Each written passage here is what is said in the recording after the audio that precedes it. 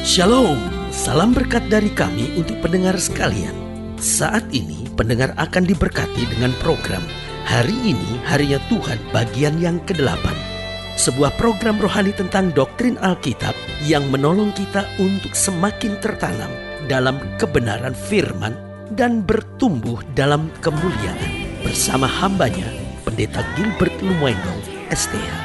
Banyak orang merasa doktrin Alkitab sebagai sesuatu yang membingungkan. Tetapi tahukah saudara bahwa doktrin Alkitab intinya adalah memahami Alkitab dengan benar, dengan pemahaman yang sistematis, sehingga kita terus dapat tertanam di dalam kebenaran firman, sehingga kita terus bertumbuh di dalam kemuliaan Allah. Buka hati saudara sekalian untuk menerima berkat-berkat firman-Nya hari ini. Kejahatan dan dosa itu mahal. Kalau saudara berkata, aneh-aneh aja pendeta ini, masa kejahatan dan dosa itu mahal? Saudaraku yang kasih dalam Tuhan, saya ulangi sekali lagi pernyataan ini, bahwa kejahatan dan dosa itu mahal. Kalau saudara berkata, kenapa mahal pendeta? Yang pertama, karena dapat menguras seluruh harta milik kita. Kalau saudara berkata, bagaimana mungkin pendeta? Lihat, orang-orang jahat, orang-orang berdosa, akhirnya satu kali akan melihat kehancuran dalam hidupnya. Tidak sedikit orang yang tadinya kaya, tiba-tiba sekarang terbaring di rumah sakit, gak punya apa-apa. Makanya Alkitab berkata orang yang jahat hanya bisa menikmati kekayaan dan kejahatannya setengah dari umur hidupnya. Setelah itu hidupnya akan sengsara. Makanya sudah pelajari, orang-orang yang masa mudanya jahat, orang-orang yang masa mudanya hidup dalam dosa, di akhir hidupnya pasti sengsara. Di akhir hidupnya pasti dipermalukan. Di akhir hidupnya pasti hidup dengan penyakitan dan terjerat dengan berbagai penderitaan. Karena itu sekali lagi saya berani katakan bahwa yang namanya dosa dan kejahatan itu mahal, karena dapat menguras seluruh harta milik kita. Yang kedua saya pelajari, dosa dan kejahatan itu mahal. Kenapa? Karena dapat menghabisi hidup kita. Sehingga orang-orang yang hidup dalam dosa dan kejahatan, ujung hidupnya akan ke neraka, ujung hidupnya akan menderita, ujung hidupnya akan sengsara. Karena itu Alkitab bilang, apa artinya engkau dapat setengah dari dunia ini jika jiwamu binasa? Yang ketiga saya pelajari, dosa dan kejahatan itu mahal. Kenapa? Karena dapat menghancurkan segalanya. Orang-orang yang hidup dalam dosa dan kejahatan, lihat, rumah tangganya hancur-hancuran, anak-anaknya hancur-hancuran. Saudaraku yang kasih dalam Tuhan, mahal kan? Engkau harus bayar bukan dengan uang, engkau harus bayar dengan anakmu. Tidak sedikit mereka yang hidup dalam dosa, akhirnya anaknya hidup dengan narkoba, hidup dengan seks bebas, jadi lesbian. Kenapa? Itu yang namanya kutuk keturunan. Engkau bayar harga dosamu, engkau bayar harga kejahatanmu, dengan tumbalnya adalah anak-anakmu sendiri. Makanya sebagai hamba Allah saya selalu ingatkan, dosa dan kejahatan itu mahal. Dia dapat menguras seluruh harta milik kita, bahkan dapat menghancurkan pangkat dan kedudukan kita. Kemudian yang kedua, dia dapat menghabisi seluruh hidup kita. Yang ketiga, dapat menghancurkan segala-galanya dalam kehidupan ini. Dan yang keempat, dapat menyeret hidup kita ke neraka. Saudaraku yang kasih dalam Tuhan, semahal itu harga dosa, semahal itu harga kejahatan. Saudara, engkau nikmatnya hanya sesaat, engkau untungnya hanya sementara, engkau sukacitanya hanya selama di dunia. Tetapi harga yang kau bayar, engkau akhirnya harus mengakhiri hidupmu untuk selama-lamanya di neraka. Buat saya, ini sesuatu yang sangat bodoh. Kenapa? Karena akhirnya kita harus bayar dosa dan kejahatan kita dengan harga yang mahal. Sementara anugerah Allah, kasih karunia Tuhan, keselamatan kita dapat dengan cuma-cuma, kita tolak. Bukankah itu bodoh? Mari mulai hari ini kita mendekat kepada Allah, kita bersyukur kepadanya karena keselamatan yang sudah kita terima, dan biarlah kita hidup di dalam kebenaran, meninggalkan yang jahat dan berjalan dalam kasih karunia yang sempurna. Haleluya. Selamat datang dalam program kita Hari Ini Harinya Tuhan, sebuah program rohani yang kembali mengingatkan kepada kita betapa pentingnya kita menjadikan firman Tuhan sebagai dasar keseharian hidup kita. Karena selama kita jadikan firman Tuhan sebagai dasar keseharian hidup kita, langkah-langkah ke depan kita penuh dengan kepastian, kemenangan, berkat, mujizat dan perkara-perkara besar. Haleluya. Dan dalam program ini kita sedang membahas tentang harga hidup yang jahat. Ini dia. Hidup yang benar itu harganya cuma-cuma. Kenapa? Karena segala sesuatu terjadi karena anugerah. Karena Kristus sudah bayar harga yang mahal buat kita di atas kayu salib. Tetapi harga hidup yang jahat itu mahal. Karena dia menyeret kita ke neraka, dia membuat hidup kita sengsara, dia membuat segala penyakit menyerang kita. Tetapi waktu kita mau bertobat, Kristus memanggil kita dengan cuma-cuma. Mari hai kamu yang letih lesu dan berbeban berat, aku akan beri kelegaan kepadamu. Haleluya. Nah, saudara gue yang kasih dalam Tuhan, dalam program hari ini, dalam pembahasan kita tentang harga hidup yang jahat, kita mau sama-sama belajar dari 2 Raja-Raja pasal 23. 2 Raja-Raja pasal 23, ayatnya yang ke-31. 2 Raja-Raja pasal 23 ayat 31 sampai ayat 35. Demikianlah firman Tuhan di bawah judul perikop Yoahas Raja Yehuda. Yoahas berumur 23 tahun pada waktu ia menjadi raja, dan 3 bulan lamanya ia memerintah di Yerusalem. Nama ibunya ialah Hamutal binti Yeremia dari Libna. Ia melakukan apa yang jahat di mata Tuhan, tepat seperti yang dilakukan oleh nenek moyangnya. Firaun Neko mengurung dia di Riblah di tanah Hamad supaya jangan ia memerintah di Yerusalem.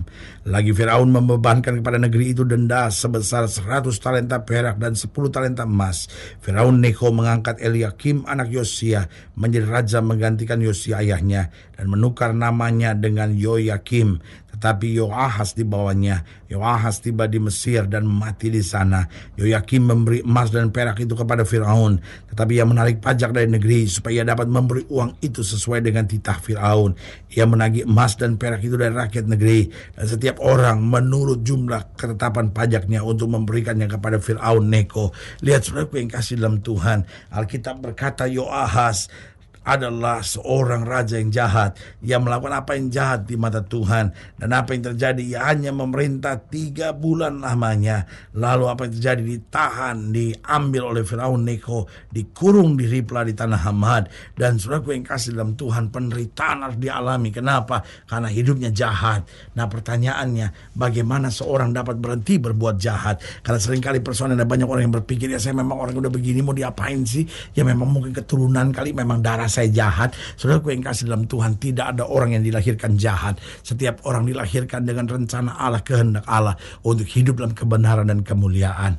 Bagaimana seorang dapat berhenti berbuat jahat? Yang pertama, ketika ia mengalami perjumpaan pribadi dengan Tuhan. Saudaraku yang kasih dalam Tuhan, saudara mau maki orang, saudara mau robah orang itu, saudara mau ajar, tetapi kalau orang itu gak ngalamin perjumpaan dengan Tuhan, hidupnya gak berubah.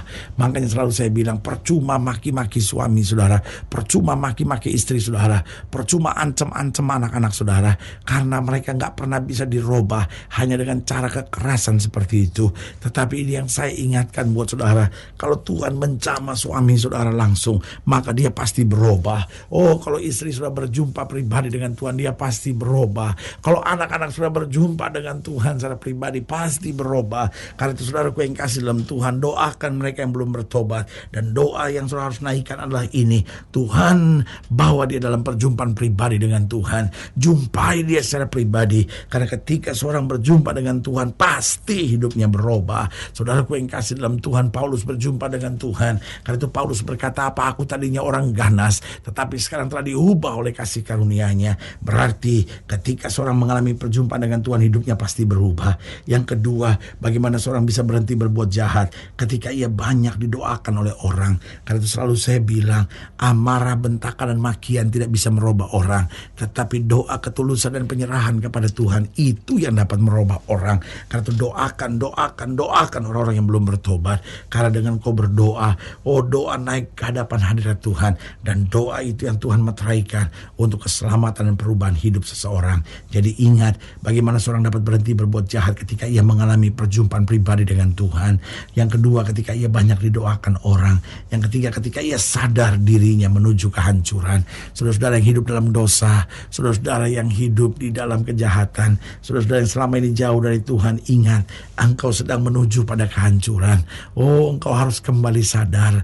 Mungkin kau istri piaraan, mungkin kau selingkuh, mungkin kau lakukan hubungan seks sebelum nikah, mungkin kau pacaran dengan orang tidak seiman, mungkin kau korupsi, mungkin selama ini hidupmu jahat, mungkin kau pergi ke dukun-dukun. Saudaraku, jangan sampai kau menuju pada kehancuran dan akhirnya akhirnya hidupmu binasa. Sebagai hamba Allah, saya mau ingatkan, cepat sadar, berbalik, dan ada anugerah bagimu. Yang keempat, bagaimana seorang dapat berhenti berbuat jahat ketika ia mengerti dunia tidak dapat membahagiakan. Karena kalau kita mau jujur, segala tawaran-tawaran dunia senang sesaat, tetapi kemudian hancurnya lebih sakit.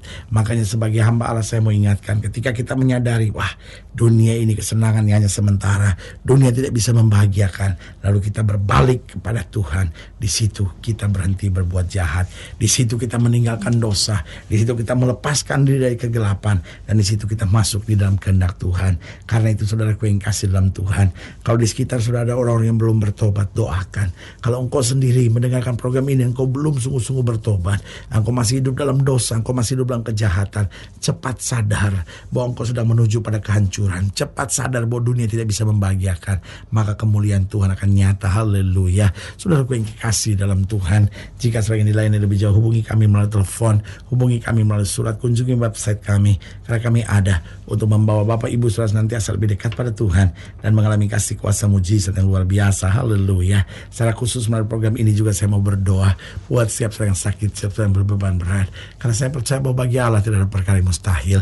Nah, saudara yang didoakan secara khusus, boleh taruh tangan kanan turun di dada dan kita akan berdoa. Mari kita berdoa. Bapa, dalam nama Yesus, hamba doa buat yang sakit, hamba doa buat yang berbeban berat, hamba doa untuk setiap mereka sedang menghadapi masa-masa yang sukar, karena hamba percaya bahwa bagi Allah tidak ada perkara yang mustahil. Bapa, hamba berdoa di dalam nama Yesus, Tuhan jamah yang sakit, Tuhan sembuhkan, yang lemah Tuhan kuatkan, yang susah Tuhan hiburkan, yang jatuh Tuhan angkat, sehingga hari-hari yang penuh kemenangan boleh berlaku. Secara khusus hamba juga berdoa buat mereka yang taruh tangan kanannya di dada, karena mungkin selama ini hidupnya dalam dosa, hidupnya dalam kejahatan. Bapak, hamba berdoa Tuhan jamah dalam nama Yesus, sehingga kami berhenti berbuat yang jahat, kami melakukan yang benar, kami meninggikan senantiasa nama Yesus. Di dalam nama Yesus kami berdoa. Haleluya. Amin, amin, amin, haleluya. Sudah yang kasih dalam Tuhan, kita sudah berdoa. Allah tidak pernah lalai menepati janjinya. Inilah saatnya buat kita untuk bangkit, bersemangat, bersukacita dalam menghadapi segala perkara, karena kita tahu Yesus hidup, Yesus berkuasa, dan selalu menyediakan yang terbaik buat anak-anaknya. Doa saya menyertai saudara. Sampai berjumpa pada program berikut, dan jangan lupa jadikan hari ini harinya Tuhan. Haleluya.